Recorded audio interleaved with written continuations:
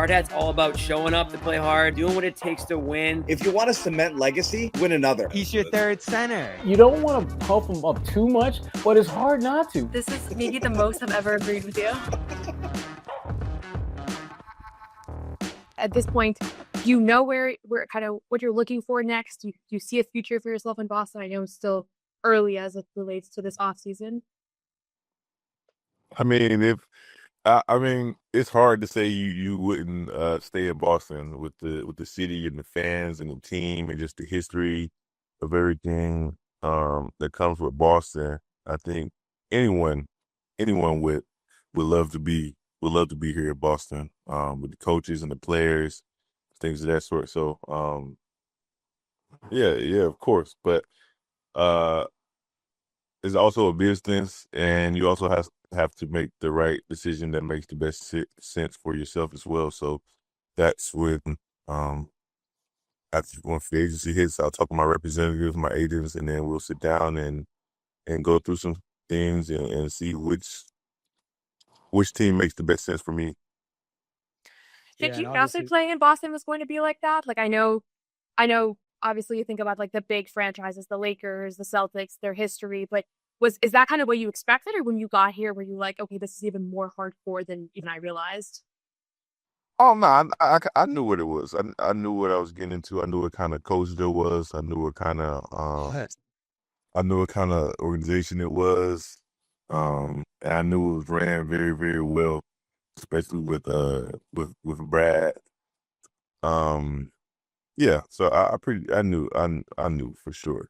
I think anyone from afar looking from the outside in knows what kind of organization this is and what it stands for and what it means. And we can see that far away. We talked to Baylor, we talked to Drew Peterson yesterday. We've been asking everybody what's their favorite Joe story. And I know you said you respected him from afar. You liked some of the press conference stuff you saw. Once you actually got to be coached by him, what's your favorite memory of interactions with him or something he said to you or something like that? Oh man, the favorite one. I think Joe is just wired different, man. He's just a different guy. It was one incident, and I don't know if I'm supposed to say this, but it was one incident between him and Baylor before a game, and I guess this is how it went. I guess they was both trying to walk through the door at the same time, like Baylor coming this way, Joe coming this way, and Joe and Baylor was like, "No, you go first. Oh no, you go first. No, you go first. No, you got it." and I just remember coming from working out or whatever, and Baylor was standing in a towel in the hallway with his back against the wall, and Joe was kind of laying down on the table. Right, they was both on opposite sides of the door. It was an open way, and I was just wondering, like, oh, okay. And then I came back 20 minutes later, they're still there, and then you come back 20 minutes later, and they still there. What? And they both waited for at least an hour before. I think we had a meeting or something, and that was the only thing that stopped them from staying there. So I just think it's like, I feel like Joe, everything is mental. He challenged you mentally. He takes a different approach, but it's like everything he do is testing your mental, and I think that's one of the most things I love about him. He's not afraid of anything. He's not afraid of anyone. He's not afraid of any moment.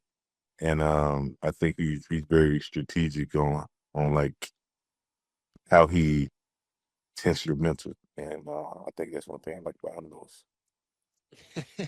So there wasn't a winner. A meeting broke it up and they both just had to move on. I think Joe won. I'm gonna say Joe won. Wait, I don't understand. So Baylor had to show that he was strong enough to outlast Joe, basically.